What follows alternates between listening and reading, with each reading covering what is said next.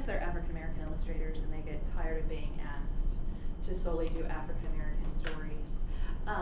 And I think you combine the humanity story, and it isn't African American or white or this or that. Can you speak to that issue for some of your fellow illustrators, or how you've encountered it yourself? Well, yeah. The issue is that there's the void. I mean, you have to think about that. You have to deal with that. That for so long, not just African American, Native American, Asian, Latino, so on and so forth. That void has been in this country for a long time. It's a big hole that was. And it's a privilege to be able to be placed in a position to actually fill that void.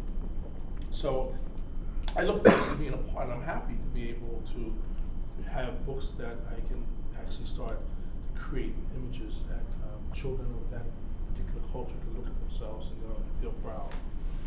And it's necessary. I tell teachers all the time, now that our society is changing rapidly, does your classroom have more than just the usual suspects? George Washington, Martin Luther King, Abe Lincoln.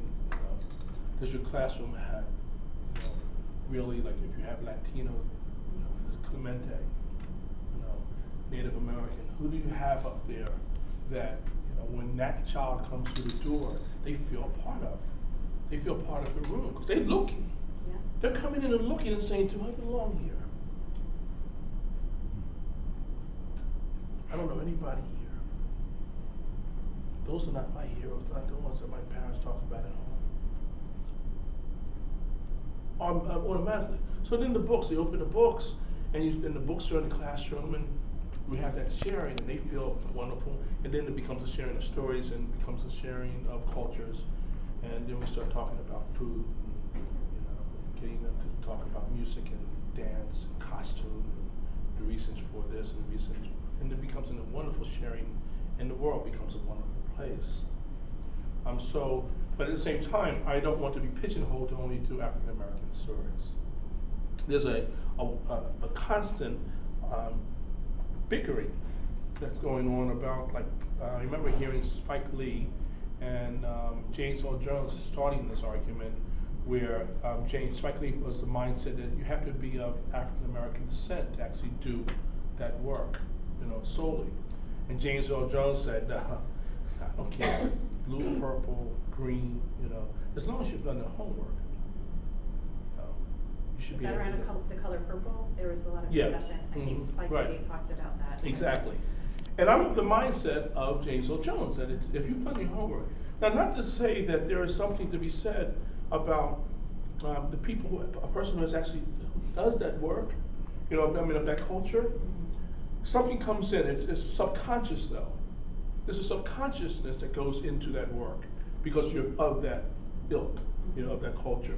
That does go in, because there's something that you know and recognize, even if you do all the homework you want, but it's a subconscious in there. But not to say that not some great work has been done by somebody of not that culture.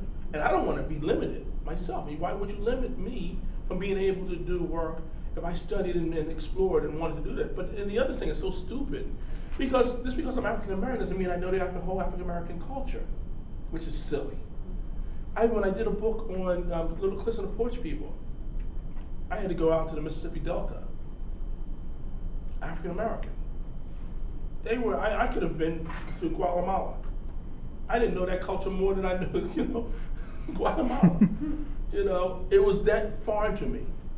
The colloquiums, everything was that different. I needed to go and study that people. They were African Americans in America. You still got to do your homework. It's a silly argument. Spike Lee.